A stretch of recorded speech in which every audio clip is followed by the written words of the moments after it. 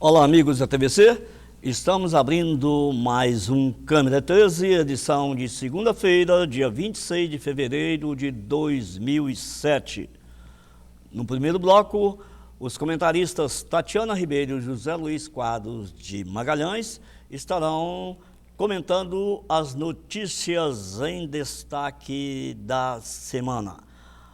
No segundo bloco, estaremos entrevistando o Dr. Célio Garcia, psicanalista, professor da Universidade Federal de Minas Gerais. Vamos às notícias em destaque de hoje. União homossexual é aceita pela Justiça. Trabalhador rural foge do registro em carteira no Nordeste. 9 entre 10 jovens internados por crime não têm ensino médio. Uma nova safra de filmes do Oscar mais internacional de todos os tempos. Bush alerta Paquistão para agir contra o terror. Vice dos Estados Unidos visita Paquistão de surpresa e se reúne com o presidente. Al Gore agradece por Oscar abraçar a causa verde. Irã diz ter lançado foguete ao espaço.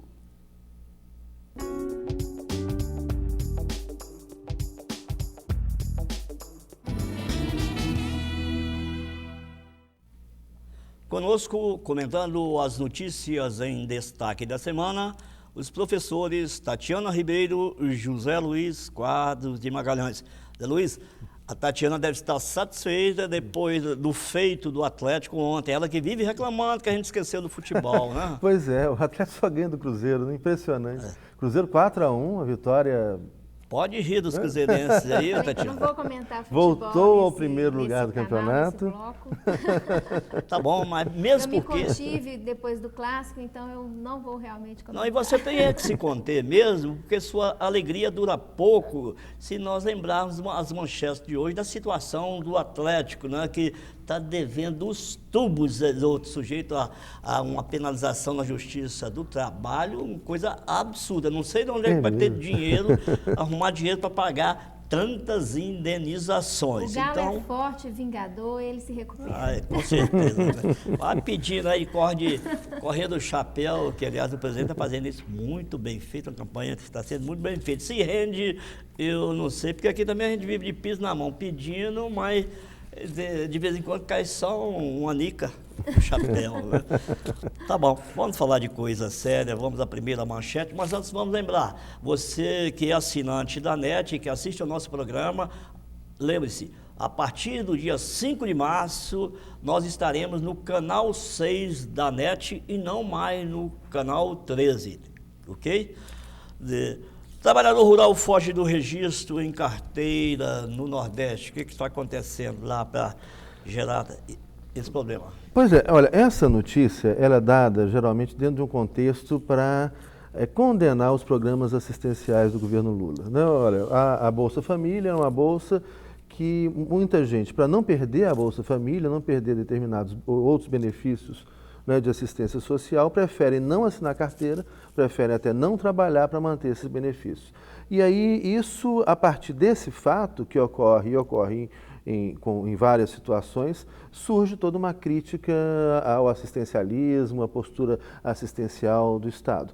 Agora a gente tem que enxergar isso dentro de um contexto maior.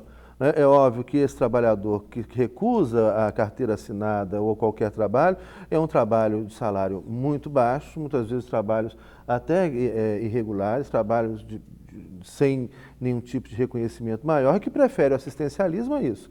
Agora, eu não concordo, e queria aqui provocar a professora Tatiana a respeito do tema, o que eu não concordo é a gente condenar uma política assistencial ou garantir para as pessoas o mínimo, né, olha, vamos ter que eliminar isso para que esse trabalhador então saia, né, da sua preguiça, da sua posição de não fazer para buscar alguma coisa, porque o assistencialismo imobiliza o trabalhador. Eu acho que não é bem essa situação. É óbvio que toda política assistencial deve vir acompanhada de uma política de inclusão, de uma política de promoção. né? Isso é necessário ser feito. Mas agora não defender o discurso oposto. Olha, vamos acabar com qualquer tipo de assistência. Eu concordo com isso. Uma visão superficial. É. Até porque a nossa Constituição Federal, quando trata da reforma agrária, fala que cumprir a função social da propriedade rural é também oferecer condições de bem-estar para os trabalhadores rurais. Então, mesmo os proprietários que assinam carteira, se eles não oferecerem uma condição de bem-estar compatível com o trabalho que esses trabalhadores se empenham em fazer e são importantes na sua função, eles estão descumprindo um princípio constitucional que é da função social da propriedade rural.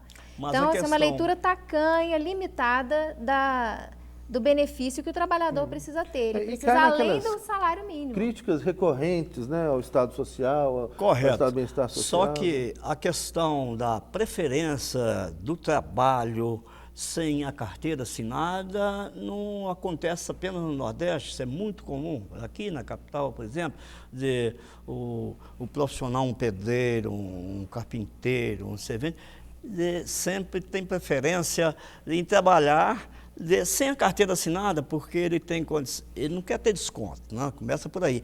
O salário é sempre maior. Ou mesmo quando recebe um determinado salário, na carteira assinado consta um salário menor. Então, há sempre uma preferência, embora todo mundo queira ter as garantias trabalhistas, mas são faca de dois legumes. Qualquer um né? trocaria um benefício simples, modesto, por um salário digno. O problema é que a certeza. condição Correto. não é essa. Aliás, nós temos aqui um outro destaque, deixa eu ver se tem a ver com isso, talvez. 9 entre 10 jovens internados por crime não têm ensino médio. Aí é aquele problema da criminalidade, da educação, né, Zé Luiz?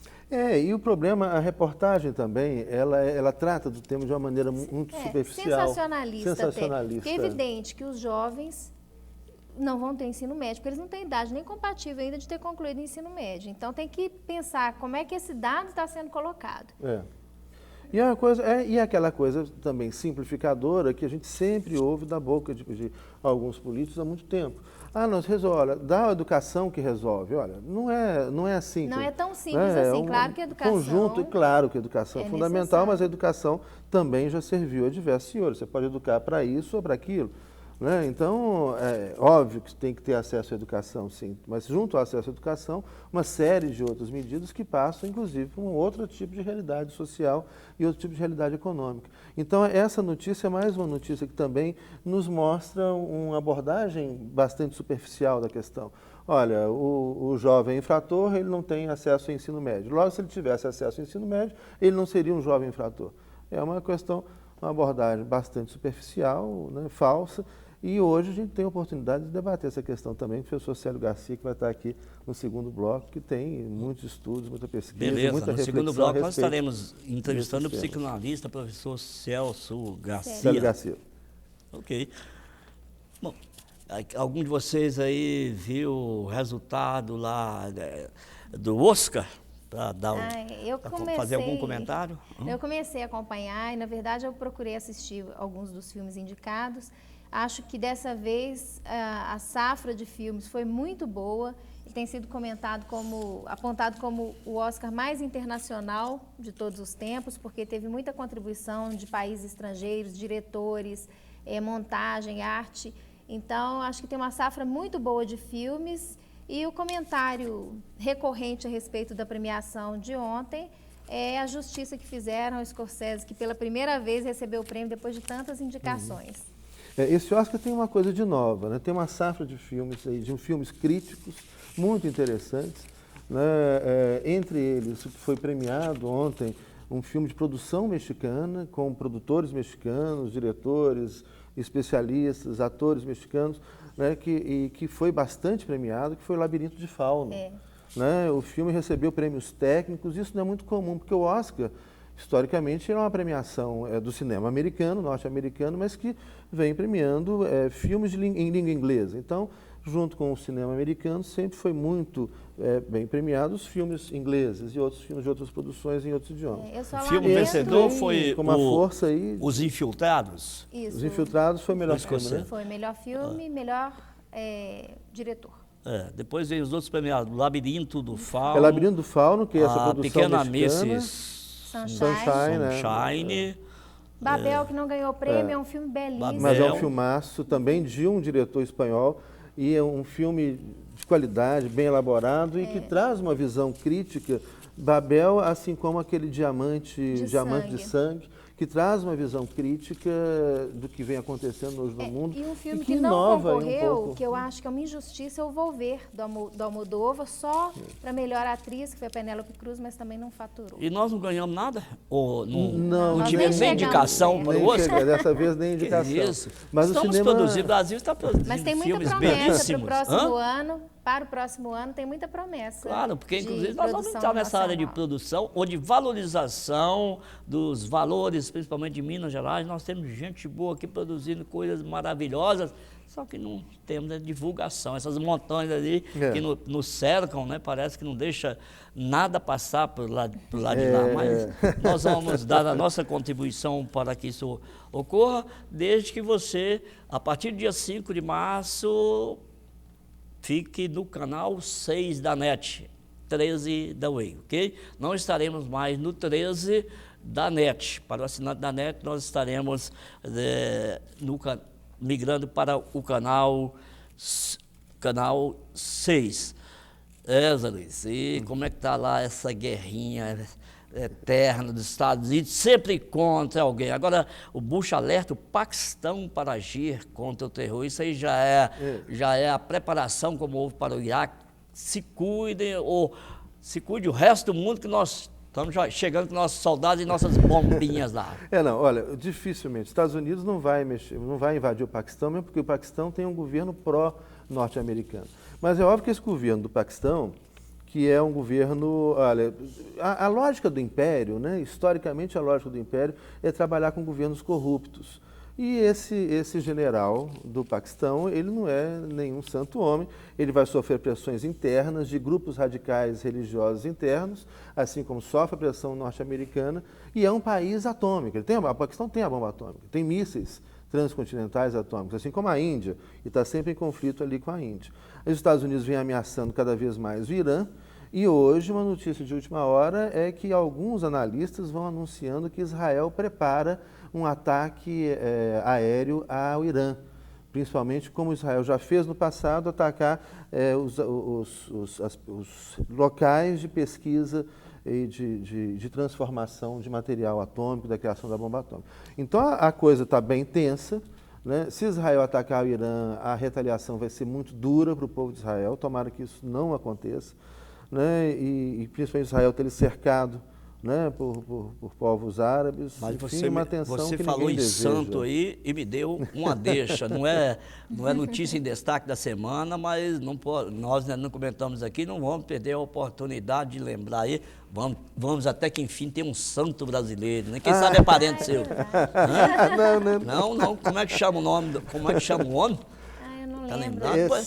Não, eu não Mas conhecia, ele é nunca mineiro. tinha São da Frei Galvão. Frei Galvão, Frei é o homem da Galvão. pílula, né? Quer dizer, parece que dá uma pílula lá que cura muita coisa, tá? Tem um professor amicíssimo, foi nosso professor Arthur Diniz, que é o professor titular da Universidade Federal de Minas Gerais. Ele faz sempre uma brincadeira com a academia brasileira e a igreja. Ele fala que a academia com a Universidade Brasileira é muito parecido com a igreja. Todos os santos são estrangeiros.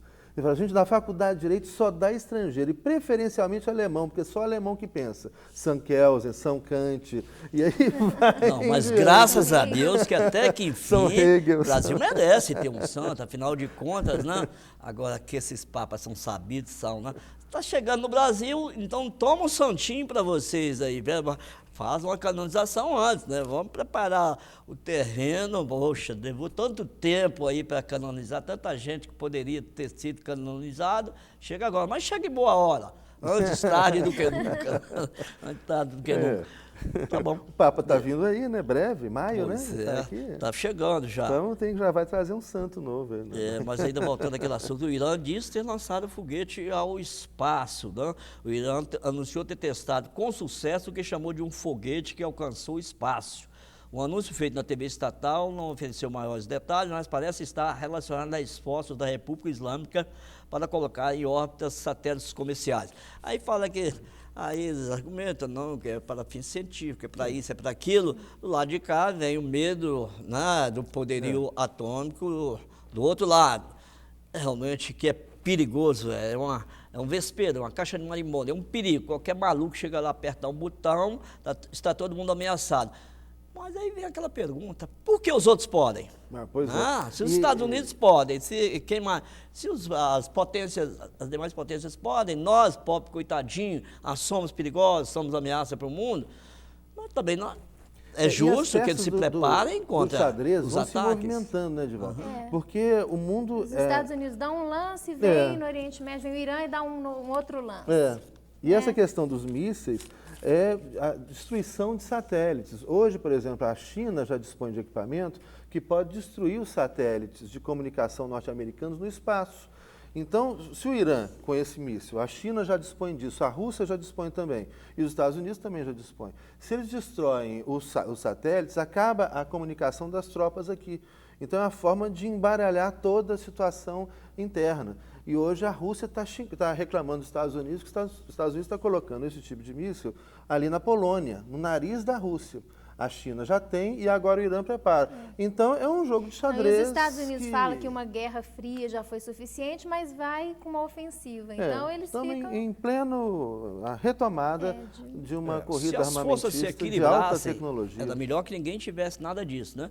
Mas quando as forças mais ou menos se equilibram, aí o risco diminui. No tempo da Guerra Fria, né? Fica tudo congelado ali.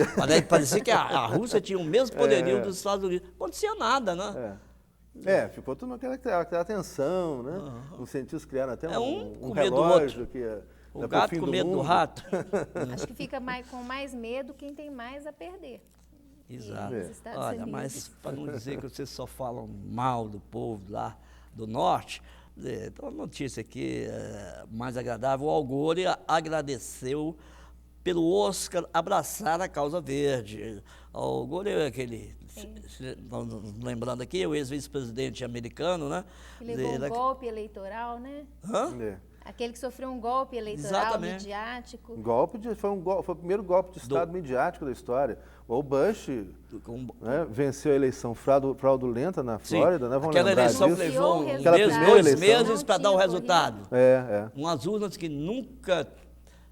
encontraram cédulas pelo chão, cédulas alteradas. Aquilo foi de uma brincadeira. Mais do que anunciar e agradecer o pacto, né, da academia com a campanha verde, ele foi premiado pelo documentário Uma Verdade Inconveniente. Aliás, o documentário levou 2 prêmios ontem no Oscar.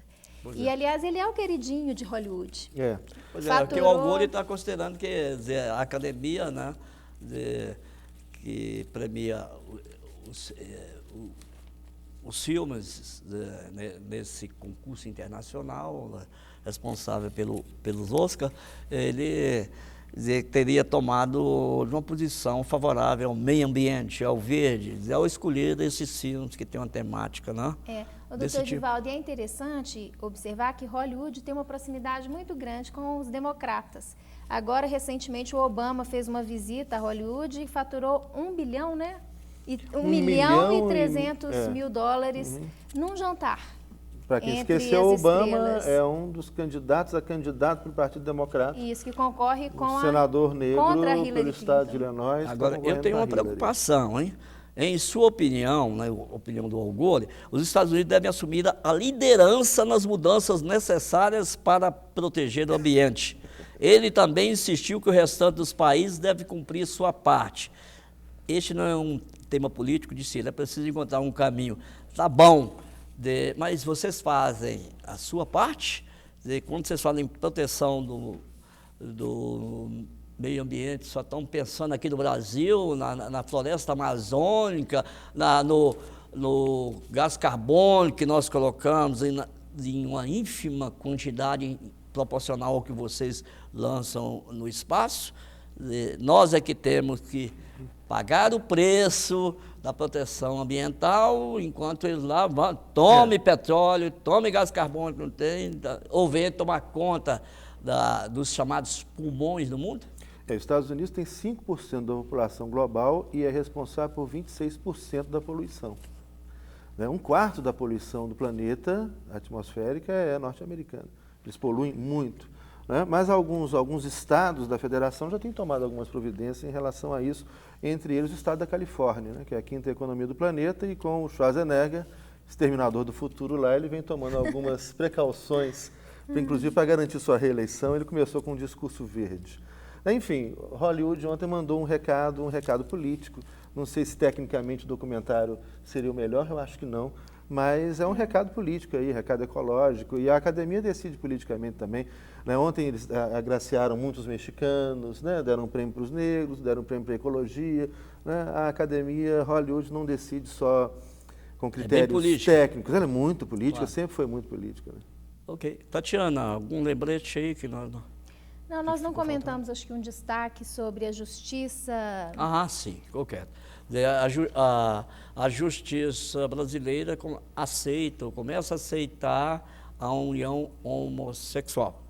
Isso aí eu acho que é um bom assunto para você. Não, é uma notícia muito interessante, porque já há algum tempo a justiça no Rio Grande do Sul, né, o Poder Judiciário, vem decidindo a favor da relação homoafetiva, união entre pessoas do mesmo sexo, que buscam amparo do judiciário para obter os benefícios, principalmente da Previdência. Porque nós tivemos com a Constituição Federal de 1988 o reconhecimento da união estável, que não é o casamento tradicional de papel passado, como se falava, né, antigamente, mas que obteve um reconhecimento jurídico. E a união homoafetiva ainda não chegou a esse ponto. Tem um projeto de lei tramitando no Congresso que já é considerado como ultrapassado. Da Marta Suplicy. Da Marta Suplicy, porque o próprio Poder Judiciário, em decisões judiciais que afetam só as partes do processo, mas já tem concedido com uma certa recorrência. Começou no Rio Grande do Sul e recentemente tem uma decisão no estado de Goiás, concedendo benefício para casal homossexual. Como a Tatiana lembrou, há 11 anos tramita coisa nenhuma, está engavetado o projeto da Marta Suplicy, que trata dessa questão, que numa sentença agora o juiz reconheceu que esse projeto já está superado, já é pouco avançado, afinal de contas já decorrido 11 anos da sua propositura. A realidade hoje é bem outra, os costumes mudam, a realidade muda. Não adianta, não é questão de ser a favor ou ser contra a união, o comportamento sexual dos indivíduos, da união. Isso é fato, olha, e com certeza, casais de gays vivem muito melhores do que aquelas chamadas famílias mais de aparência sociais, interessante, né, que vivem mal, vivem as tuas, criam mal os filhos, mas aparentam bem.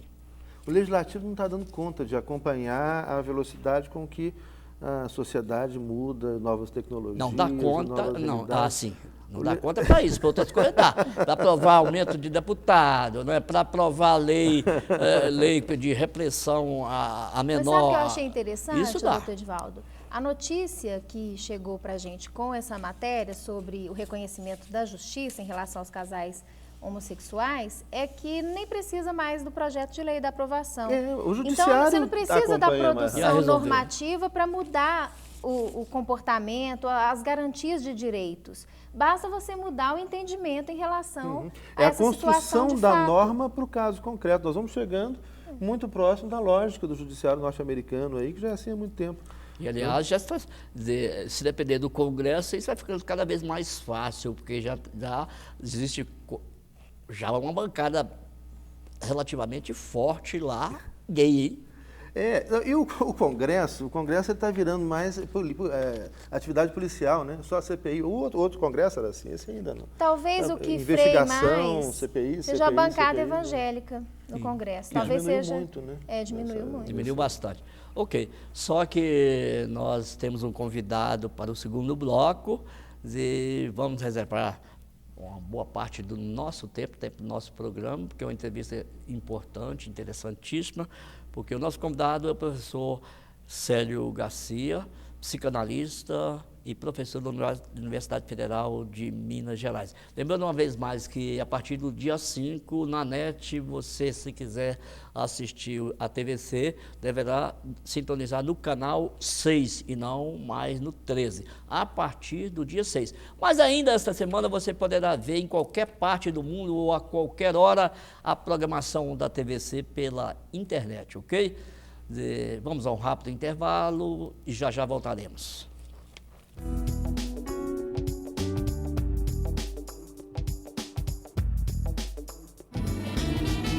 Hoje eu não vou entrar em cena para representar um papel, mas para dar um toque em você que dá tanto valor à liberdade. Tem gente que usa drogas porque acha que vai ficar mais descolado. Num primeiro momento, a droga pode até dar prazer. O problema é o que ela faz depois. Não parece uma incoerência usar drogas para buscar liberdade e depois perder a liberdade para as drogas? Então, se elas surgirem na sua vida, sai de cena e faz assim para as drogas.